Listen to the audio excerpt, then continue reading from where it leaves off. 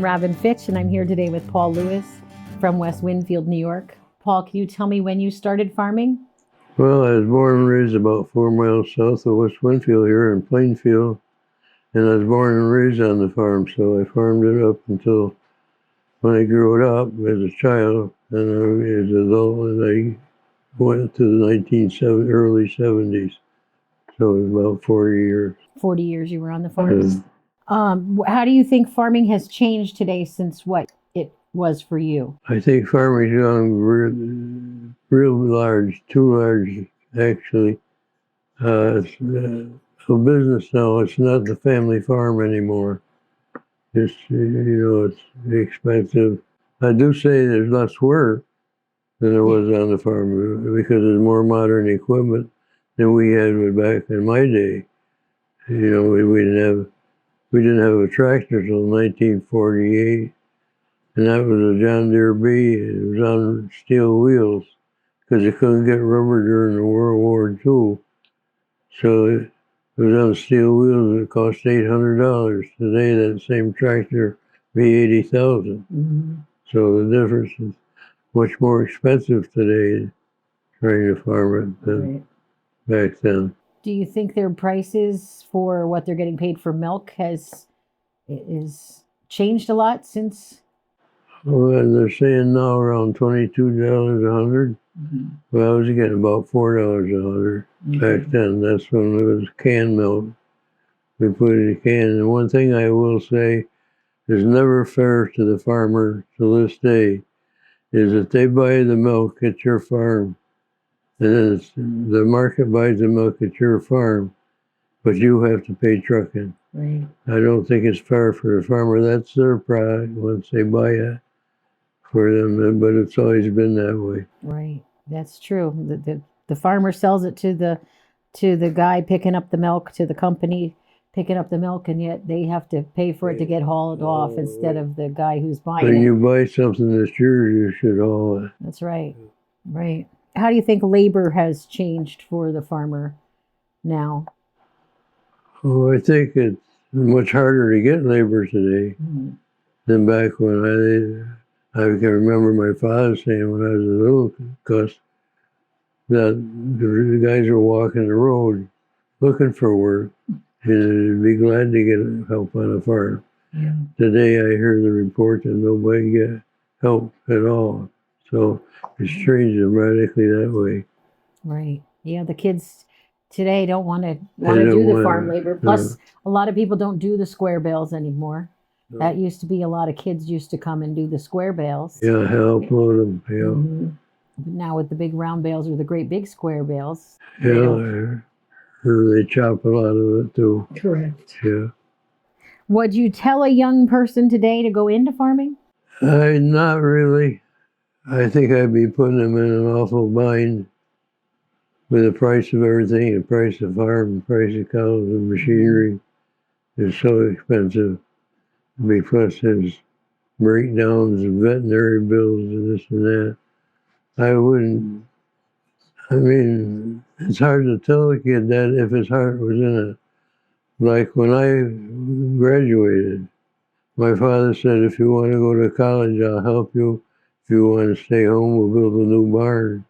And my heart at 17 years old was into farming. So we built a brand new barn in 1956.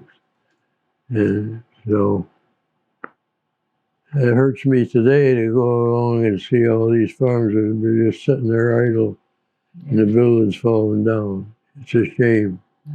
On our area, there used to be 8 farms in our area bordering each other. Oh, wow. And we'd all help each other in different crops. Rotate, help each other out. So, no, there's a lot of changes from I've seen. Mm-hmm. What do you think some of the good ones are and what are some of the bad ones that you've seen over your time frame?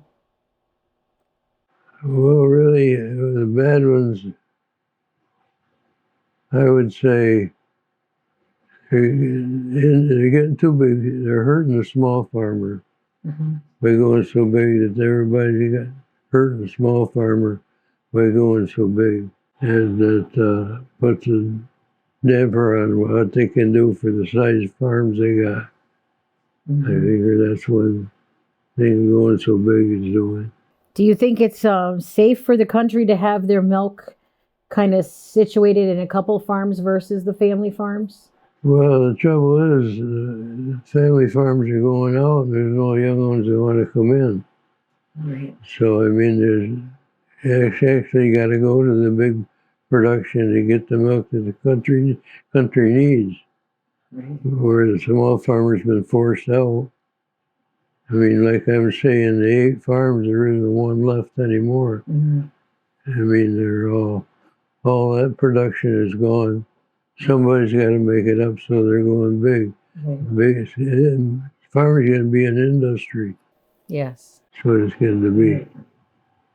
Do you see like your community changing because the farms have gone out?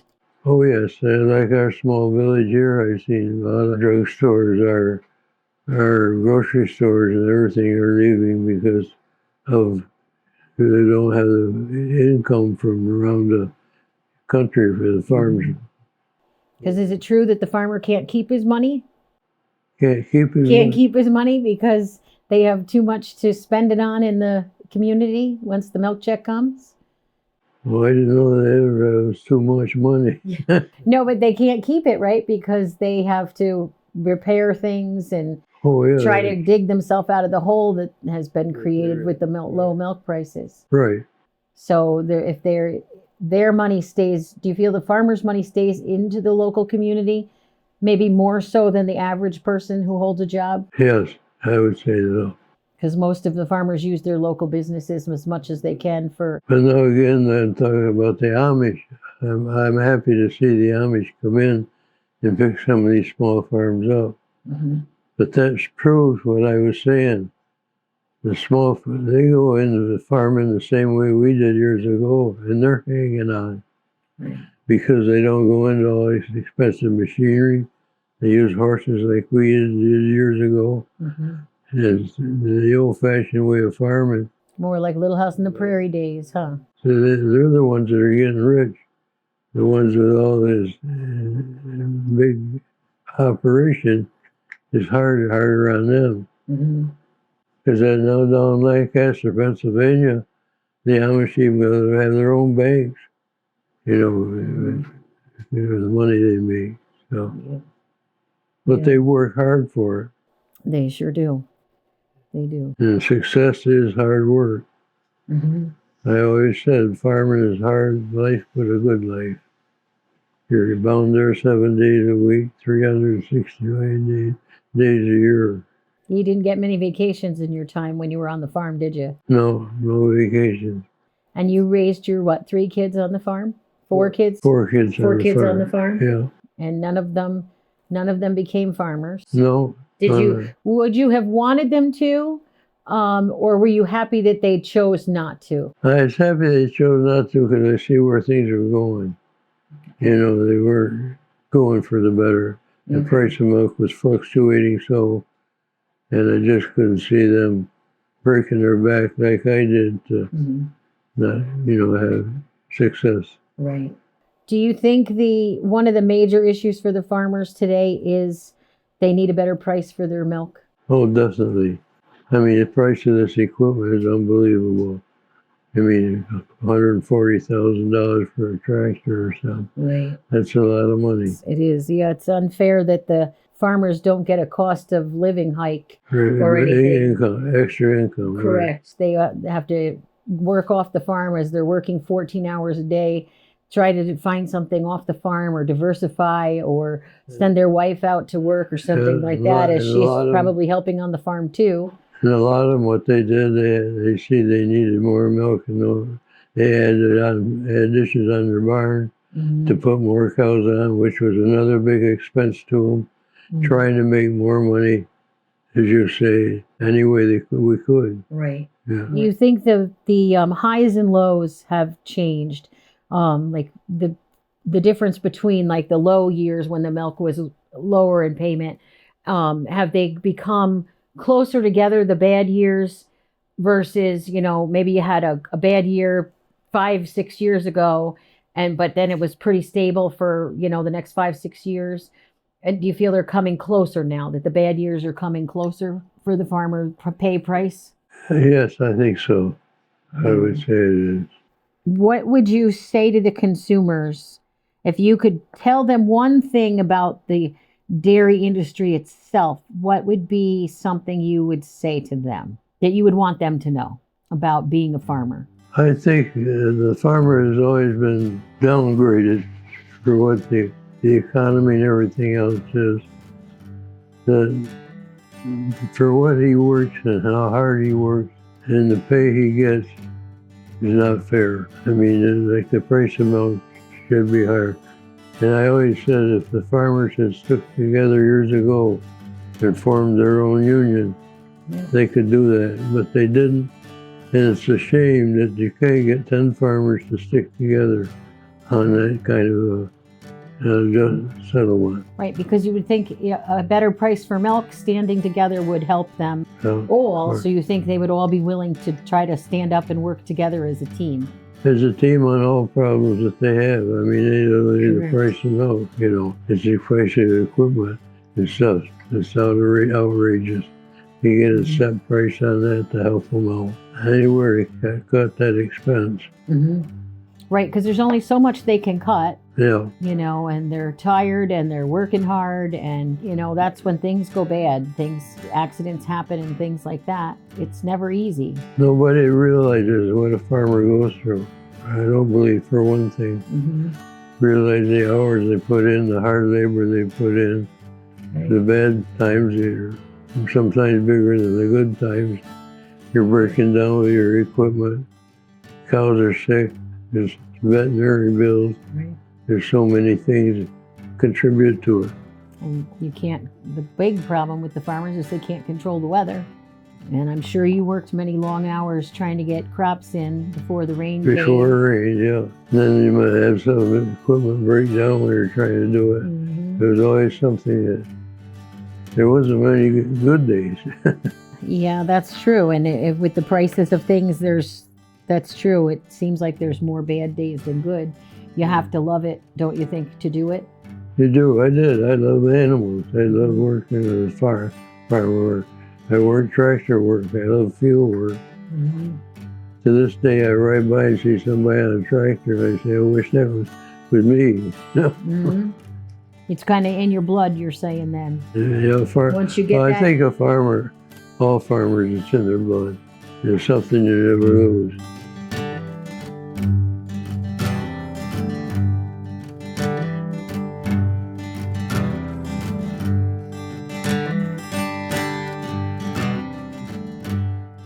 If you could give a farm kid advice today, what would you tell him? It's all up on how much he really enjoys it. If he really is in his blood, he wants to be, stick with it. But if not, I wouldn't advise trying to do it. You tell him to go a different direction. Go a different direction. Okay, when you left the farm, you did go a different direction. Yeah, all the years I farmed it, I graduated in 1954. In 1956, I got a job down here in the post office as a substitute rural mail carrier. And I substituted that and run the farm both for 23 years. Well. In 1976, I broke up, my ex-wife and I broke up, and we depleted the farm. And I got in the post office full time. And I ended up with 42 years as a rural mail carrier down here. That's when I retired. Okay. So, but you did the farm and the post office for a while. For 23 years. Wow. That had to be a long day, boy. Yeah, it was. Because farming alone is a long day. So to add that in between, it had to be an awful Be in the barn at 3 o'clock in the morning, be in the post office at 7, after milking all the cows. And of course, there again, we didn't have the cows they have in the barn, these big situations. Right. I had 55 milkers and 23 head of heifers. That's nothing today. No, but for that time, that was a good size farm. Yeah, good size. Yeah, that was a good size farm. We had 280 acres. And now, did the kids help on the farm when they Oh were yes, home? yeah. The kids, the boys, especially. Well, my daughter too. They all had their chores to do. Hmm. Do you think that's a good way of life for the kids? Because Yeah. you hear sometimes people say, "Oh, those farm kids, they work hard." Did you think it hurt any of them? You think it was a good experience for them? What do you think? Oh, I'd like to take some of them city kids and put on the farm. Yeah. They have no idea. They don't have the ABCs of work. They really don't. Right. I mean, that's one thing. All my kids are hard workers, Hmm. and they learned it from the farm. I often hear that, people say that every child should go into the military for a year. I also think maybe they should come live on a farm for a year and see what happens. Well, you know, And maybe not even just our kids. Maybe that's what some of our congressmen and senators should do too. Before they start trying to pass these laws and bills, they should come and see what actually happens on these you farms. got it right. You got it right there. Too many pencil pushers are trying to tell us what to do that have never stepped foot on a farm. They don't know what we do. Right. How hard it is and the hours that you put in. How do you think we could reach the consumer? Like, what do we tell them that makes them want to get behind us and support the dairy farmer? Actually, the price of milk, they could do something with these marketing to change the price of milk for the farmer. Mm-hmm. I mean, that's the backbone of the country is the milk and other things that are produced on the farms. Mm-hmm. I mean, you get it out there that the farmer needs help financially, that he's not paid enough for what he has to do. Yeah, it would be nice if we could get our consumers to contact their congressmen and senators and rally around the farmers. And like you said, they're the backbone of the country, to make that backbone strong again. Right. As the president said, make America great again. Maybe it's time that the farmers start using that and make the backbone great again. The backbone's getting weaker right now, the way it is. Yes, it It is. needs help, and that's what we vote them in for, is to help us out. But if you could go back in time, knowing what you know now, would you have started off differently? Like when your dad offered you that again, if you could go back knowing If I went back now, yes, knowing the way things are and how expensive it is to get into farming. Would you have gone a different route? College, probably. Do you miss it? Do you miss farming? Yes, I miss it now. Okay. Especially crop time, I miss it. Okay. Yeah. Okay. That's why I say a farmer is always a farmer. Born and bred in you. That is true. You go back and you smell that smell, or fresh Yeah. cut hay, or be it even the manure. What was your favorite thing, like all your memories on the farm? What is your best memory that you take off the farm? The best memory I've had is when I was milking cows. My son Todd was small, and he had one of these John Deere pumper tractors. Mm-hmm. We had a cow right stood by the walk across where we always went by and give her a pet. We went by. He was riding his pumper tractor in the barn and when I was milking, and he went off into the gutter with a wheel. And he tipped over and his head went between that cow's hind legs, and I said, "Oh no." Right, sure. I was scared to death. I ran down there. I'll never forget it. That cow come up with her leg like that to kick him. She happened to turn her head like that. She see it was him, and she put her leg over and put it down like that. Oh, wow. Till I got there. Now, if they say animals are dumb, they're far from dumb. That is true. I'll never forget that. Wow. It scared me so because I was so afraid he's going to kick in the head. Sure. Yeah, there's lots that can go wrong on a farm, that's for Yeah. sure. It's a very dangerous place that I don't think people see that aspect of it either. They don't realize how dangerous it is. You can't replace parts, or you're maybe running without the shields on equipment or something like that because you don't have the money to put into it. So you figure, well, nothing's going to happen. I got off the field chopper one night foolishly didn't shut off the PTO, and I had one. The tops on with the long strings. He got caught on the TV power takeoff shaft. Drawed my head down like that, and thank God I gave it a break. The string broke. Wow. Or I'd have been wounded. Yeah. Foolishness too. Yeah. But you're tired, you're hurrying. It's a lot easier today, I think, than it was back then. Oh, definitely. Labor. I mean, labor lives, it was all hand labor. Yeah. Where today you got all this modern equipment. to do what we used to have to do by hand. One thing I'm glad about farming is I've seen all the changes. Can you just take us through a little bit of that? Like, give us an example, maybe on the milking side and on the equipment side of what, like, how your life changed a little bit. Like, do the milking part first. Well, I started out with milking a cow by hand into a pail. Okay. Take the pail over, and they had the milking cans, which stood about this high with swing handles on it. And they weighed 85 pounds full of milk. Oh, wow. We had a strainer on that, a big strainer. You poured a bucket of milk that you milk by hand into the strainer. You strain the milk into the can. Then they put when the can got full, we put it in the cooler. Okay. In the cooler. That was started. Then we got electricity, and boy, oh boy, we got a milking machine. The first milking machine was a Hinman milking machine. Okay. There's a pail that high and a handle the whole length and side of it that you dumped it. Okay. So you put the teacups on the cow, milked the cow with that. And then along came the bulk tank.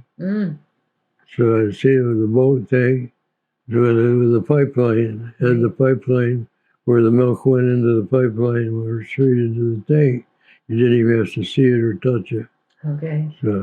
So I've seen steps of milking Sure. through from hand milking Wow. to mechanical milking. That had to be incredible to see, because I know, like, for me, just from the pipeline to the pollers to the rotating pollers, it's quite amazing what has changed. Yeah. So for you, that had to be amazing to watch that happen. It was. And now, what about like in the hay maybe part of it, like how you made hay? How did you used to have to do Hay, that? we had horses and a wooden wagon with a flat rack on it. And we had what they call a hay loader. I don't know if you've ever seen a hay loader. It had big wheels on the back with with tines on it. And a windrow, you know what a windrow is. You rake the But wheel. for the person who doesn't know what a windrow is, tell us what a windrow is. A windrow is hay that lays flat. Then there was a rake, a side delivery rake, which turned from right to left. Mm-hmm. You went over the one swath with it, and it would roll into a roll, which they call a windrow. You let that lay there 2-3 hours before we let it dry. Mm-hmm. The hay loader had 2 big wheels on the back and 2 small ones in the front, and it had a big rope and slats that went up like this, way up about 12 feet above the wagon. Oh, wow. These tines would pick up the hay out of the windrow, put it on the slats. The slats would carry it up and put it on the. Now the hay's all flat, all loose, Sure. Mm-hmm. you know. So you had to be on the wagon with a pitchfork. As that hay come over, you had to build a load so you get the barn without losing it. Then when you got the barn with the loose hay, they had what they call a hay fork and tines. Okay. And they went up the outside the barn. The rope went all the way through the barn, through a pulley and down the bottom to a cement block with another pulley in it. You hooked a horse on out there, and the guy on that would pull the hay rack forward back and set it so we grabbed the forward hay. Then he'd holler to the guy on the horse, and the horse would pull the hay up. Oh, wow. And go in the barn, and you trip rope would drop all the hay down in the barn. Okay, because it used to sit on the barn floor, correct? It wouldn't go up in the hay mow, or did it go up in the hay mow? It went up in the hay mow. Oh, it did still go There up was in the a hay mow. track right in the peak of the barn. Okay. They hit that track, and there was a car on it, a little car. It rolled down the track. Oh, wow. Then the guy in the mow, there's 2 guys in the mow mowing away. They were wherever they wanted in the barn, they'd holler, you'd trip it. Okay. It would drop in front of them. Oh. I mean, it would get a bunch of hay as high as these lights.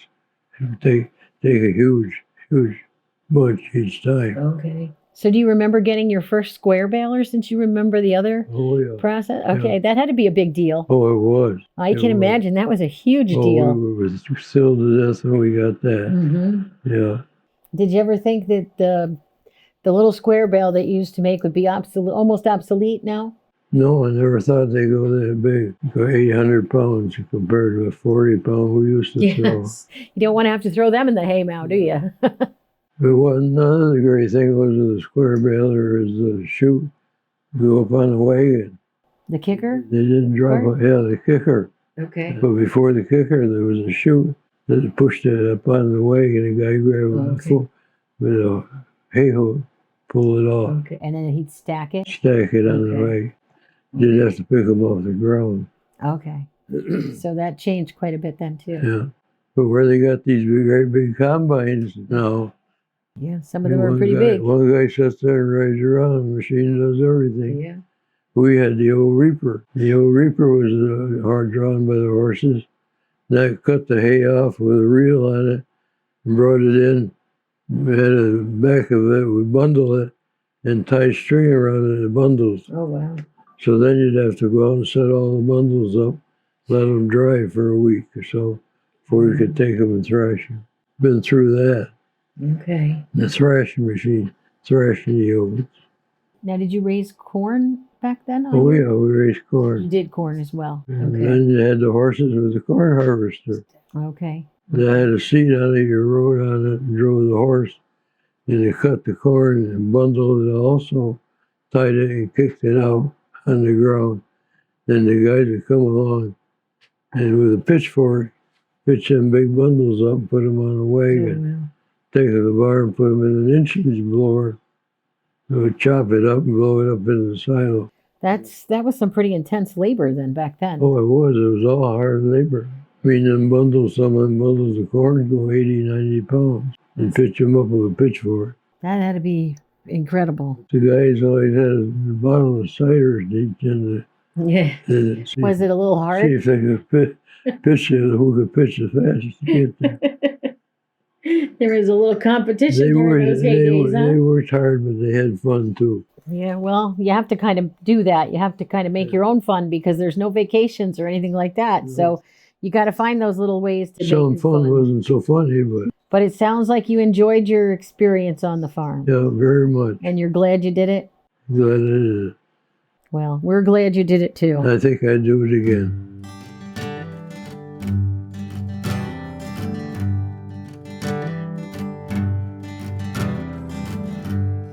Farmer only wants to go and milk his cows. If you knew going in that farming was hard, you knew that from growing up, you knew it was hard.